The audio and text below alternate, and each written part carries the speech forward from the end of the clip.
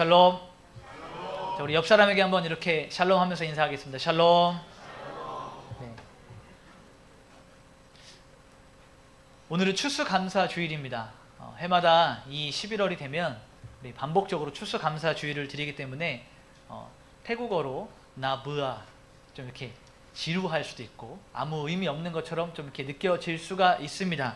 그럼에도 불구하고 여러분 매해마다 귀하게 또 물질을 준비하시고 또 오늘 추수감사 헌금도 드리고 또 앞에 보이는 우리 과일, 야채, 채소 또 쌀도 준비하셨는데 굉장히 풍성해 보이죠?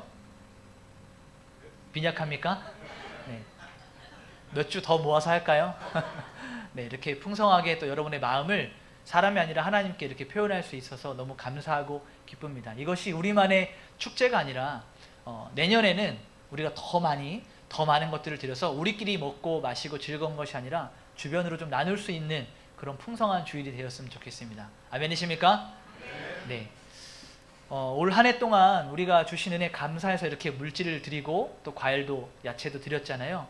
근데 우리 더 감사한 것들은 우리가 감사할 수 있는 자리에 불러주신 것, 그러니까 감사할 수 있게 하신 그 자체가 더 감사한 것 같아요.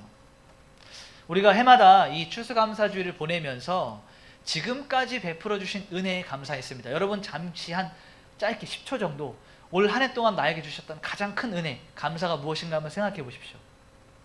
한 10초간 갑자기 제일 먼저 딱 떠오르는 것들, 무엇이 제일 감사했는지 한번 생각해 보십시오. 우리가 보통 일반적으로 지금까지 내게 베풀어 주신 것에 감사해서 그에 대한 반응으로 감사했었는데요.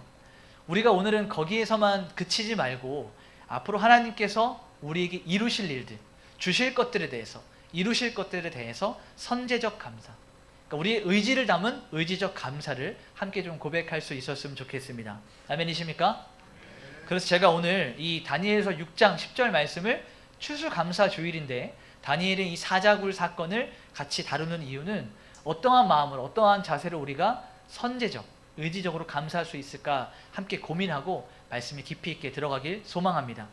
자, 오늘 이 본문은 우리가 잘 알고 있는 말씀이에요.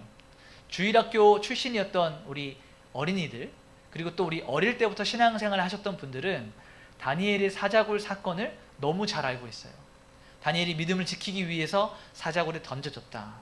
자, 근데 우리가 이 말씀을 나누기 전에 그 배경을 좀 같이 살펴보도록 하겠습니다. 자, 주전 722년, BC 722년에 북이스라엘이 아수르 제국에 의해서 나라가 멸망을 당합니다. 그때 북이스라엘이 사라지고 아수르에 편입이 되죠.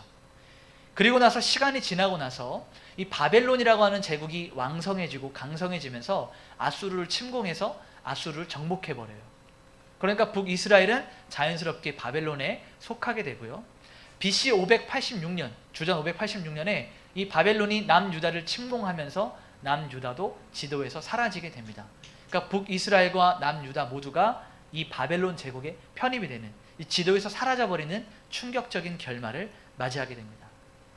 자, 이때 남유다의 지도자들, 고위급들, 그리고 지식층들, 그리고 귀족들은요, 이 바벨론의 포로로 끌려가게 되죠. 근데 우리가 이 세계사를 공부하면서 잘 알고 있듯이 이렇게 격변하는 세계 정세 가운데 성경에 나오는 바사 제국이라고 하는 우리식 표현으로 하면 페르시아 제국이 바벨론을 또 멸망시키게 됩니다. 그러니까 이스라엘은 아수르에 끌려가고 바벨론에 끌려가고 결국 정신 차려보니 바사 제국이 통치하는 그 시대에 머물게 됩니다. 오늘 본문인 다니엘서 6장을 보게 되면은 우리에게 굉장히 친숙한 이름이 나오게 되는데요. 다리오 왕이 등장하게 됩니다. 여러분, 이 다리오 왕을 어디서 보았죠? 다리오 왕. 마치 처음 들어보시는 것처럼 그런 표정을 하고 계시면 제가 굉장히 당황스럽습니다. 처음 들어봐요. 네, 우리 주일학교도 처음 들어보는 이야기. 이 다리오 왕은요, 우리가 함께 매일 묵상하는 매일 성경 에스라에 나오는 왕입니다. 자, 이 지금 본문에 있는 다니엘과 다리오 왕이 같이 등장했다라고 하는 것은 우리가 감각적으로 어떻게 알 수 있습니까? 이 다니엘과 에스라가 동시대를 지나고 있었다라고 알 수 있습니다. 자, 그런데 제가 오늘 말씀을 준비하면서 저도 조금 늦게 깨달았던 굉장히 좀 충격적인 사건이 있었는데요. 여러분, 이 다니엘이 사자굴에 던져질 때 나이가 어느 시대였을 것 같습니까? 어느 때를 지나고 있을 것 같습니까? 80살. 네, 오늘 주보에 잘 읽어보니까 우리 80살 이렇게 얘기하는데요. 저는 청년 때인 줄 생각했었어요. 믿음을 딱 지킬 때, 열정적으로 하나님을 예배하고 힘이 있을 때, 사자굴에 던져질 때 아니요, 나는 하나님 지킵니다 라고 그렇게 이야기하는 줄 알았는데, 여러분, 다니엘서 1장에 10대 중반의 나이에 바벨론으로 끌려가서 포로 생활을 하면서 새 친구와 함께 믿음을 지키면서 왕이 주는 음식을 먹지 않겠다. 그때가 청년 10대를 보내고 있을 때죠. 그리고 나서 이 벨사살 왕을 거쳐서 이 시기 올 때까지 약 70년의 시간이 지나게 됩니다. 그러니까 우리가 어렴풋이 계산을 해도 80대 중반 혹은 80대 초중반의 나이를 지나고 있는 다니엘의 그 시점이라는 거죠. 그러니까 이 다니엘이 사자굴에 던져지는 그때가, 우리 오늘 예배 가운데 함께 계시는 우리 권사님들 또 장로님도 계시지만, 그 80대 나이에 하나님 말씀 앞에 그 말씀을 지키기 위해서 내 모든 생명을 다하였다라고 하는 것은요, 굉장한 큰 감동이 돼요. 젊었을 때 지금 저처럼 목소리를 크게 낼 수 있고 힘있게 외칠 수 있는 그때가 아니라, 모든 것을 다 지나고 인생의 모든 희노애락을 겪었던 그때에 하나님 말씀을 위해서 생명을 드리는 그것은요, 우리가 추수감사주일 뿐만 아니라 배울 수 있는 것들이 너무나 큰 메시지를 우리에게 주고 있다는 것이죠.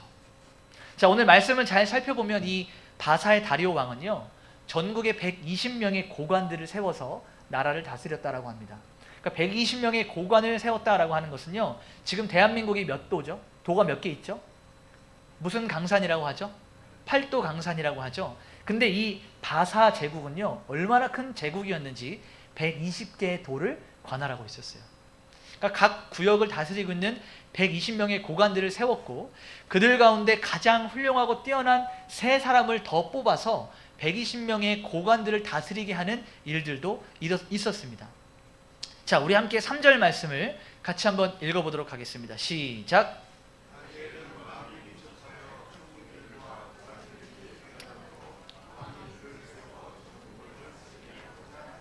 아멘. 자, 보세요. 120명의 이 관리인들이 있었는데, 나라를 다스리는 관리인들이 있었는데, 그 위에 3명을 더 뽑았습니다. 이 3명은 120명들 중에서도 굉장히 탁월하고 훌륭했던 사람이었어요. 비할 수 없을 만큼. 자, 그런데 다니엘은 그 3사람 중에서도 가장 민첩하고 영민하고 특별하여서 하나님이 이 다리오 왕을 통하여서 120개의 도를 관할하는 3사람을 관할하는 한 사람으로 뽑았다는 것이죠. 다시 말하면 바사 제국의 2인자, 이 다리오 왕을 제외하고 나라 전체를 통치할 수 있는 권한과 힘과 능력 있는 사람이 바로 다니엘이었다라고 하는 겁니다. 자, 근데 문제는 뭐냐? 이 다리오 왕이 세웠던 바사 제국의 2인자인 이 포로였던 다니엘, 이방인 다니엘을 못마땅해 하는 사람들이 있었다는 얘기예요. 이 바사 제국 안에도 그 나라 출신의 귀족들이 있었고 고관들이 있었고 다스리는 자들이 있었거든요. 그래서 그들은 어떠한 계략을 세우냐면 다니엘을 제거하려고 하는 계략을 세우게 됩니다. 우리 함께 4절 말씀을 읽어보도록 하겠습니다. 시작.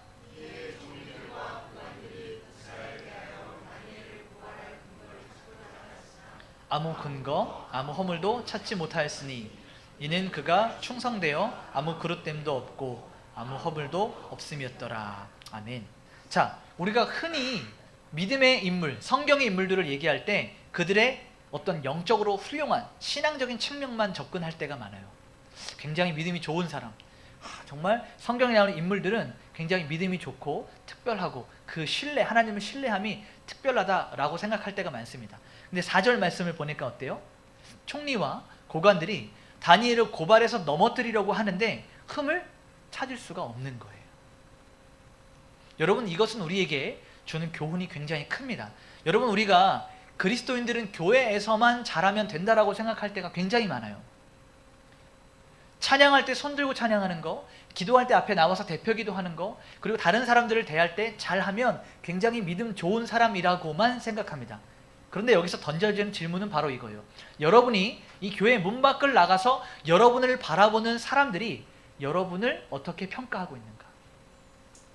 여러분 너무너무 특별하고 탁월해서 여러분 주변의 사람들이 여러분을 저 사람 넘어뜨려야겠다, 저 사람 꺾어야겠다, 시기하고 질투하는 이런 자리까지 올라가는 것도 힘들지만, 여러분 세상 사람들이 여러분을 넘어뜨리고자 마음 먹으면 여러분 우리 흠이 너무나도 많죠.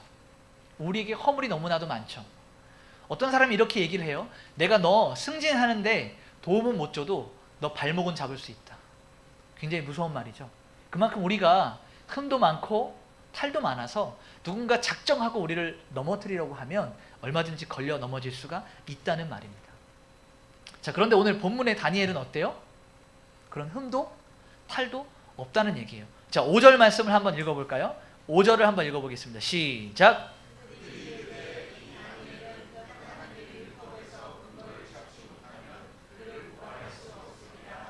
아멘.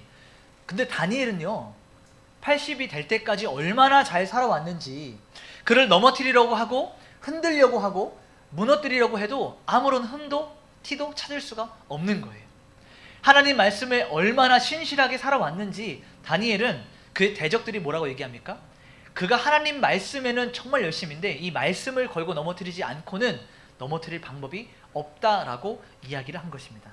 그래서 이 대적들은 어떠한 방법을 택하냐면요, 앞으로 30일 동안 이 다리오 왕에게 절하고 예배하고 그를 높이는 일 말고 다른 신이나 혹은 다른 것들에 엎드려서 경배하는 이런 일들이 생겨나게 되면 누구든지 남녀노소를 막론하고 그를 사자굴에 던져라 라고 하는 이 조서를 만들어서 왕에게 올립니다.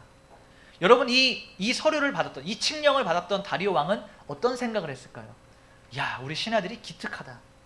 얼마나 나를 충성되이 섬기고 얼마나 나를 잘 높이고자 하면 이러한 조서를 만들어서 올리는가. 사실 이 이면에는 다니엘을 넘어뜨리고자 하는 그 이유가 첫 번째였는데 다리오 왕이 이것을 알 턱이 없었죠. 그래서 왕은 여기에 도장을 찍고 전국에 공포를 합니다. 자, 이제는 30일 동안요, 앞으로 한 달 동안은 그 누구도 왕이 아닌 다른 것에 경배하는 일들이 생겨나게 됐을 때 바로 사자굴에 던져지는 아주 끔찍하고 무서운 일이 벌어지게 되었습니다. 이러한 배경 가운데 오늘 다니엘이요 6장 10절에 이런 행동들을 하게 되는 거예요. 다시 한번 우리 6장 10절 말씀을 같이 한번 읽어보도록 하겠습니다. 시작.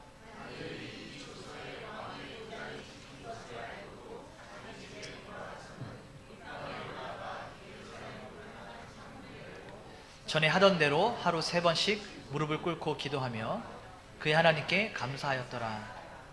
오늘 우리는 이 말씀을 통해서 다니엘에게서 3가지의 이 진실한 믿음의 태도를 발견할 수 있습니다. 자, 첫 번째는 잘 살펴보면 다니엘은 왕이 내린 그 조서에 도장이 찍힌 것을 알았다라고 해요. 자, 다니엘의 삶을 살펴보면 일평생 왕을 섬기는 일을 하며 살았습니다. 그러니까 다니엘은 이 왕의 도장이 이 조서에 찍히는 것이 어떤 의미인지 명확하게 알고 있었다는 얘기죠. 근데 성경은 다니엘은 왕의 도장이 찍혔다, 이것을 알았다라고 이야기해요. 다시 말하면 앞으로 이 명령대로 어떠한 일들이 벌어질지를 알고 그것이 내게 이루어진다 할지라도 나는 받아들이겠다라고 결심하는 거예요. 조서에 뭐라고 써 있습니까? 왕이 아닌 다른 것에 구하고 절하고 기도하면 사자굴에 던져질 것이다. 알아요. 그래도 나는 그렇게 하나님을 예배하겠습니다라고 기도했다는 얘기예요. 다시 말해서 이 노년에 자기의 편안하고 안락한 삶을 위해서 신앙을 버린 것이 아니라 내가 지금껏 열심히 하나님을 섬겼으니 남은 시간은 좀 편하게 삽시다. 하나님 아시죠? 하나님 내 상황 이해하실 거야 라고 신앙을 덮어둔 것이 아니라 진짜 평안을 주시는 그 하나님 앞에, 영원한 생명을 주시는 하나님 앞에 나의 안락함을 던집니다. 내 생명을 포기하겠습니다 라고 드린 겁니다. 이것을 다시 말하면 함께 따라해 볼까요? 편안이 아니라 평안이다. 말 한 글자가 틀린데 편안한 삶을 쫓는 것이 아니라 평안한 삶을 쫓는 다니엘의 선택이 있었다는 겁니다. 저는 오늘 여러분에게 한번 질문하고 싶어요. 여러분은 어떠한 삶을 추구하고 계십니까? 여러분 편안한 삶을 쫓아가고 계십니까? 아니면 하나님이 주시는 평안한 삶을 쫓아가고 계십니까? 물론 이 2가지를 다 택하면 좋겠죠. 그러나 세상은 우리에게 이 두 가지를 전부 다 같이 취하도록 쉽게 내버려 두지 않아요. 하나님의 것을 선택하든지 아니면 세상의 것을 선택하든지 둘 중에 하나를 택하게 하지 우리로 하여금 이 두 가지를 다 취하게 쉽게 내버려 두지 않는다는 것이죠. 그것은 여러분 진리는 반드시 세상적 가치관과 충돌하게 되어 있기 때문에 그래요. 여러분 우리가 뉴스를 보고 신문 기사를 보면 지금도 나오는 많은 수많은 세상적 가치관이 여러분 이 진리와 충돌하는 것을 보시죠. 근데 우리의 마음, 우리의 스탠스, 교회들의 입장이 어떻습니까? 조금씩 세상의 문을 열어주고 있어요. 물론 그들을 받아서 교회 안에 들이는 것들은 당연히 교회가 해야 되는 일입니다. 교회의 문턱을 낮추는 일은 당연히 우리 교회가 해야 되는 일입니다. 그러나 이 진리가 세상적 가치관에 타협을 하면 안 돼요. 세상이 옳다라고 말하는 것과 하나님이 옳다라고 말하는 것에 충돌이 일어날 때 우리는 세상 모두가 yes 할 때 우리는 아니요 할 수 있어야 됩니다. 다니엘의 이 결단과 결심은 사자들에게 던져져서 비참한 죽음을 맞이한다 할지라도 나는 믿음을 선택하겠습니다 라고 하는 생명을 건 결단이었다는 것이죠. 둘째는 습관을 따라 하나님을 찾았던 다니엘의 모습입니다. 자, 10절 말씀을 다시 한번 보면 이 다니엘이 왕의 조서에 도장이 찍힌 것을 알고도 여기가 중요합니다.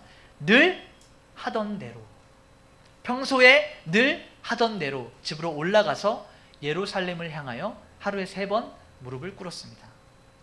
여러분 우리는 언제 하나님 앞에 무릎 꿇고 기도하세요? 여러분 하나님 앞에 무릎 꿇고 기도한 마지막 기억이 언제이십니까? 그냥 의자에 앉아서 혹은 걸어가면서 혹은 운전하면서 그냥 일상으로 쉽게 하나님을 찾고 기도를 많이 하는데 하나님 앞에 무릎 꿇고 결단하는 마음으로 기도했던 때가 언제이십니까? 근데 다니엘은요 평소에 하던 대로 하루 3번 하나님을 향하여 무릎 꿇고 기도를 했다는 얘기예요. 근데 여러분 잘 보시고 한번 다니엘의 삶을 생각해 보십시오. 다니엘이 언제 포로로 끌려왔죠? 네, 10대의 나이에 포로로 끌려왔어요. 그러면 다니엘이 이 느부갓네살 왕 바벨론 제국이 이스라엘을 무너뜨리면서 와서 갑자기 상황을 보니까 기도하고 싶은 마음이 생겨서 기도를 했다라고 생각하십니까? 저는 그렇게 생각하지 않아요.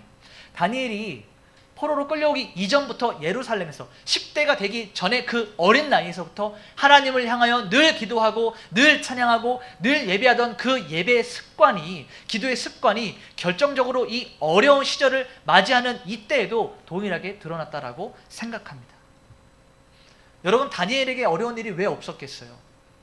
다니엘의 이야기 그의 삶이 함축적으로 적혀 있으니까 그는 늘 평안하고 늘 좋은 일만 있는 것처럼 보여지지만 그에게 왜 힘든 일이 없었겠어요? 아마 우리보다 훨씬 더 힘들고 어려운 일들이 많이 있었겠죠. 그러나 달라지지 않은 것 무엇입니까? 상황은 변하고 환경은 변하고 어려운 일들은 늘 찾아오지만 기쁠 때나 슬플 때나 힘들 때나 즐거울 때나 다니엘은 언제나 하나님 앞에 무릎 꿇고 하루 3번 기도했다는 얘기예요. 여러분 이 습관이라는 말을 잘못 해석하면 굉장히 형식적으로 들려요. 습관대로, 습관에 따라. 그런데 여러분 습관에 따라 여러분 생명 드릴 수 있으세요? 습관에 따라 그냥 늘 그렇게 왔다 할지라도 이렇게 결정적으로 이런 순간을 맞이하게 되면 그 습관을 안 하는 게 정상이죠. 늘 해오던 대로 그냥 형식적으로 했다면 오늘 다니엘은 하나님을 찾아 무릎 꿇지 않았을 거예요. 왜요? 죽는데. 내 생명을 빼앗기는데 사자의 굴에 던져지는데 어떻게 습관대로 그렇게 할 수 있겠습니까? 만약에 형식적으로 다니엘이 해왔다면 오늘 이날만큼은 왕의 조서에 도장이 찍힌 이날만큼은 아마 멈췄을 거예요. 그런데 그는 도장이 찍힌 것을 알고도 늘 하던 대로 하나님 앞에 무릎을 꿇었습니다. 다시 말해서 그의 기도는 그냥 형식에 따라 하는 습관이 아니라 일상에서의 훈련이었고 경건의 훈련이었다는 사실입니다. 셋째는 기도하며 감사하는 진정한 신앙 고백을 다니엘은 하였습니다. 10절 하반부에 보니까요. 습관에 따라 늘 기도하던 다니엘은 하나님께 무엇을 올려드립니까? 감사를 올려드려요. 우리 10절 말씀을 다시 한번 읽어보겠습니다. 10절입니다. 시작!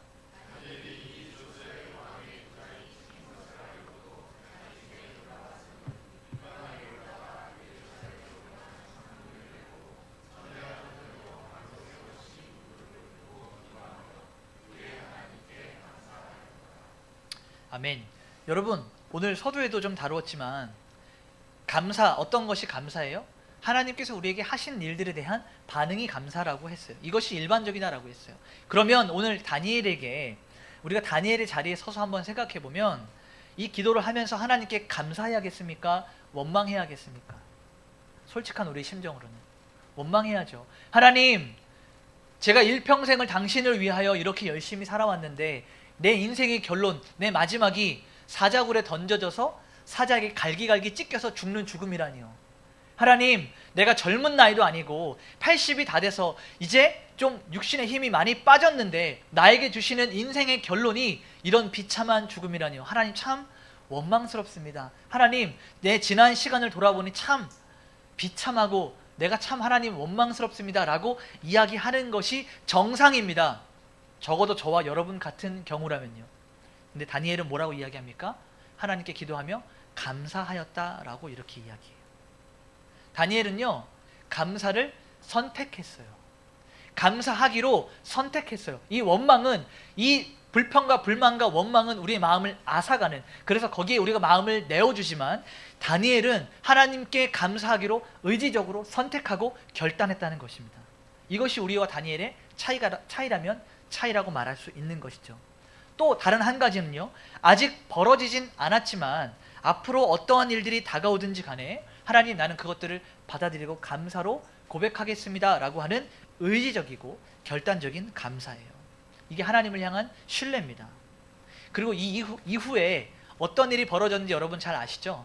우리가 이야기를 읽어서 아시겠지만, 성경을 읽어서 아시겠지만 다니엘이 사자굴에 던져졌을 때 하나님이 그를 지키셨고, 그의 대적들이 했던 계략을 왕이 깨닫고 그의 대적들을 던졌을 때 땅에 닿기도 전에 어떻게 됐어요? 사자들이 집어삼키는 이런 결말을 우리는 말씀을 통해서 알게 되었습니다. 오늘 우리는 추수감사주의를 보내면서 그동안 우리에게 베푸셨던 하나님의 은혜에 대해서 감사하며 이 자리에 나왔습니다. 그리고 이 예배를 통하여서 앞으로도 우리에게 부어주실 하나님의 은혜, 앞으로도 우리를 선하게 인도하실 것에 대한 선제적 감사, 의지적 감사를 가지고 함께 고백하며 나아가고 있습니다. 오늘 우리가 함께 나눈 이 다니엘의 의지적인 감사를 통해서 저는 다니엘로부터 배우는 5가지의 감사 태도를 여러분과 함께 한 번 더 나누길 원합니다. 여러분, 영어로 감사가 뭐죠? Thank you. 누군가에게 얘기할 때 Thank you 이렇게 얘기해요. 그러면 다른 사람에게 아니라 이 감사라는 단어만 봤을 때 U를 빼면 Thank, T-H-A-N-K, Thank.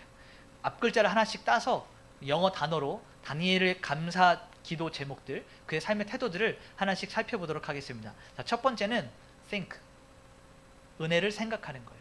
하나님께서 베푸신 그 은혜를 생각하는 것. 우리는 감사하기 이전에 생각을 할 수 있어야 돼요. 자, 6장 10절에 다니엘은 조서에 왕의 도장에 찍힌 것을 알았습니다.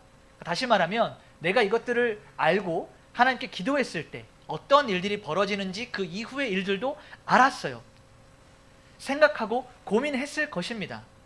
어떤 것을 내가 잃게 될 것인지, 내가 이렇게 했을 때 어떤 것을 얻게 될 것인지 그는 알았다는 얘기예요. 무엇을 잃을까요? 그의 평안한 삶, 그의 평안한 노년, 그의 생명을 잃게 될 거예요. 근데 무엇을 얻게 될까요? 하나님 나라의 영원한 생명을 얻게 될 것을 알았어요. 다니엘은 기억했습니다. 지난 70년 동안 하나님께서 포로지의 가운데서도 하나님께서 특별한 은혜를 부어주셔서 그로 하여금 어떻게 됐죠? 왕을 보좌하는 자리까지 하나님께서 인도하셨던 그 은혜들을 기억했어요. 그래서 생각하고 감사할 수 있었습니다. 여러분의 감사에는요, think, 먼저 생각하시고 thank, 감사할 수 있어야 돼요. 생각하는 자가 감사할 수 있는 것입니다. 두 번째는 H, habit입니다. habit, 습관이죠. 거룩한 습관을 가져야 돼요. 앞에서도 다루었지만 다니엘은 늘 하던 대로 습관에 따라서 하나님 앞에 엎드렸습니다. 다시 말하면 여러분의 일상의 경건 훈련, 매일 성경을 하는 그 매일의 묵상, 매일 하나님 앞에 하는 그 기도가 여러분 특별한 시험을 만났을 때 승리하게 하는 힘이 된다는 얘기예요. 특별한 순간에만, 어떤 순간에만 맞이했을 때 아우 감사합니다 라고 튀어나오는 것이 아니라 매일 평소의 훈련이 결국은 여러분의 감사를 이끌어낼 수 있는 훈련이 된다는 것이죠. 여러분 평소에 하나님께 감사하지 않으면요, 특별한 순간에도 감사할 수 없어요. 아멘이십니까? 평소에 기도하지 않으면요, 특별한 순간에도 기도가 나오지 않아요. 그래서 여러분의 평소는 평생을 좌우하는 훈련이 되는 것입니다. 자, 세 번째는 A, attitude입니다. 믿음의 태도를 지켜야 되는 거예요. 다니엘은 예루살렘을 향하여서 늘 하던 대로 창을 열고 기도했습니다. 사실 이스라엘 사람들이요, 지금 이슬람들도 마찬가지인데 예루살렘을 향하여 무릎을 꿇고 기도하는 이유가 무엇이냐면 하나님이 거기 계시다라고 생각하기 때문에 그래요. 지리적인 위치 때문에 그렇습니다. 근데 더 중요한 것은 무엇이냐면 예루살렘이 어느 쪽인가 동서남북을 체크해서 돌리는 것이 아니고 그의 삶의 태도를 하나님을 향해서 바꾼 거예요. 남쪽이면 어떻고 동쪽이면 어떻고 북쪽이면 어떻습니까? 내가 어디에 있든지 간에 하나님을 기억하고 그에게 마음을 드리는 것이 훨씬 더 중요했던 것입니다. 여러분, 다니엘의 태도를 보십시오. 죽음을 맞이하는, 죽음을 앞둔 그 순간에 그의 삶의 태도를 보세요. 흔들림이 있습니까? 요동칩니까? 두렵고 불안해서 이곳저곳을 돌아다니면서 나 이제 어떡하지? 걱정하고 염려하고 있습니까? 그렇지 않았어요. 늘 해왔던 대로 하나님 앞에 무릎 꿇고 자신의 마음과 삶을 드렸다는 것입니다. 여러분, 우리도 이렇게 한번 적용해 봤으면 좋겠어요. 여러분의 삶을 뒤흔드는 순간들이 여러분에게 다가올 때, 내 힘에 내 능력으로 풀 수 없는 일들이 마주하게 됐을 때, 여러분 그 문제와 상황에 마음을 빼앗기지 마십시오. 상황을 바라보지 마십시오. 하나님을 바라보는 그 삶의 태도, 이것들을 우리가 다니엘에게서 배울 수 있는 것입니다. 자, 네 번째는 no compromise, 타협하지 않는 거예요. 여러분, 진짜 믿음은 무엇인지 아십니까? 내 것을 지켜내기 위해서, 내 것을 고수하기 위해서, 내 것을 보호하기 위해서 하나님을 포기하지 않는 것, 이게 진짜 믿음이에요. 우린 때때로 우리의 것을 지키기 위해서 어떻게 합니까? 믿음을 이용하죠. 내 것들을 보호하기 위해서 하나님을 사용하죠. 여러분의 기도를 면밀하게 분석해보고 냉정하게 하나님께 드리는 기도를 잘 살펴보면 결국은 뭐예요? 하나님이 나를 위하여서 무엇을 하셔야 된다는 거예요. 나는 하나님을 위하여 무엇을 할 것인가가 아니라 하나님은 나를 위하여 이것을 해주시고, 하나님은 우리 가족을 위해서 이것을 열어주시고, 하나님은 우리 자녀를 위해서 이것들을 해주셔야 됩니다가 우리 기도의 대부분이라는 거죠. 그런데 우리 이렇게 기도하면 어떨까요? 하나님, 이전에는 What can you do for me? 당신은 나를 위해서 무엇을 해주시겠습니까?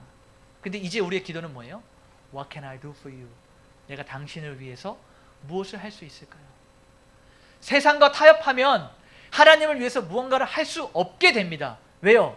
나를 위해서 하나님이 무언가를 하셔야 되고 나는 언제고 계산하며 손해와 이익을 따지며 하나님을 놓기 때문입니다. 다니엘은 살기 위해 하나님 놓지 않았어요. No compromise, 타협하지 않았어요. 죽으면 죽으리다 하는 이 결단이 오늘 다니엘에게도 있다는 얘기죠.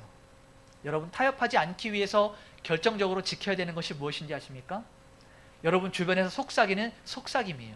무슨 속삭이냐면요, 괜찮아, 남들도 다 그래, 다 그래, 김 집사님도 그러더라, 최 집사님도 그러더라, 이 집사님도 그러더라 라고 하는, 남들도 그래 라고 하는 이 속삭임이 여러분에게 올 때 단호하게 No!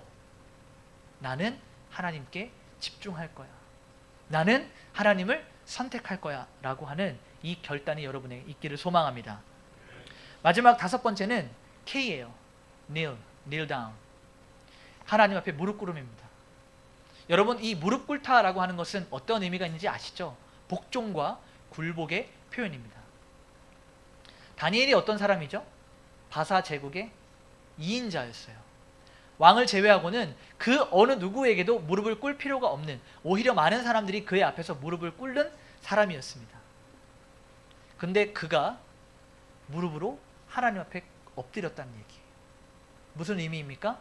수많은 사람들이 나에게 와서 나를 높이고 칭송하고 무릎 꿇는다 할지라도, 하나님, 나는 당신 앞에 아무것도 아닙니다. 하나님만이 모든 찬양과 영광과 존귀를 받으시기에 합당하신 분이십니다. 나는 아무것도 아닙니다 하고 무릎을 꿇었다는 얘기예요. 여러분, 우리 모두는 무릎을 꿇게 되어 있습니다. 여러분이 원치 않든 무릎을 꿇게 되어 있어요. 근데 그 무릎을 누구에게 꿇느냐, 이것이 중요한 거예요. 여러분, 하나님께 무릎 꿇는 자는 세상에게 무릎 꿇지 않습니다. 아멘이십니까? 반대로 하나님께 무릎 꿇지 않는 자는 세상 앞에 무릎 꿇게 되어 있습니다. 여러분, 이 무릎 꿇음이, 하나님 앞에 무릎 꿇음이 패배가 아니에요. 모질이라서 무릎 꿇는 게 아니에요. 하나님을 가장 높이는, 경배하는 행위임을 기억하십시오.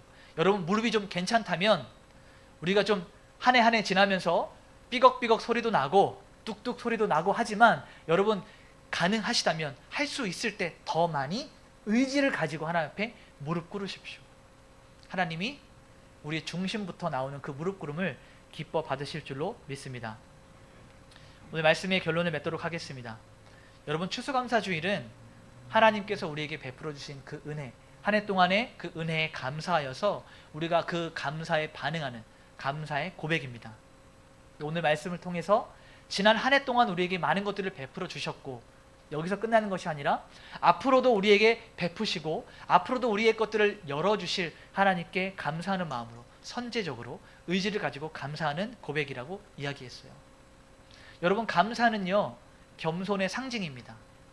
왜냐하면 여러분 언제 감사하시죠? 마땅히 내가 한 것을 받았을 때 감사가 안 나와요. 그렇죠? 내가 한 만큼 그 대가를 받았을 때는요 감사가 나오지 않습니다. 왜요? 마땅히 받아야 할 것이니까. 감사가 언제 나오는 것이죠? 마땅히 받을 수 없는 상황인데 더해 주실 때. 그렇죠? 여러분, 일할 때도 월급 받을 때 감사합니다 하세요? 아니요. 보너스 받을 때 감사합니다 하죠. 마찬가지입니다. 우리가 하나님께 받을 만한 자격이 안 되고 그러한 조건도 안 되고 그러한 형편도 아닌데 하나님께서 우리에게 넘쳐 부어주실 때 우리는 감사한, 다시 말하면 나는 그러한 자격이 안 됩니다를 고백할 수 있을 때 감사가 나오는 거예요. 그래서 이 감사는요 우리의 겸손을 측정하는 도구이기도 하고요, 우리의 신앙을 점검하는 기준점이 되기도 합니다. 여러분, 이 예배가 끝나고 일상으로 돌아가셔서 나는 하루에 몇 번이나 하나님께 감사하다고 고백하는지 한번 손으로 세보세요. 손으로 셀 수 있는 사람은 좀 덜 겸손한 사람, 손으로 셀 수 없을 만큼 모든 것에 감사가 우리 입술에서 나오는 그러한 고백이 있기를 소망합니다. 여러분이 기대하는 대로 일들이 펼쳐지지 않을지도 몰라요. 희망 고문이 아니라 이 시간에 우리가 예배하고 말씀 듣고 기도할 때는 해피엔딩이 있을 것처럼, 우리 이 문 밖을 나가면 늘 좋은 일이 있을 것처럼 생각하고 나가지만 현실은 그렇게 호락호락하지 않습니다. 더 어려운 일들, 더 힘든 일들이 여러분 앞에 기다리고 있어요. 왜요? 여러분이 받은 그 감사를 앗아가기 위해서. 그러나 우리 이렇게 고백했으면 좋겠어요.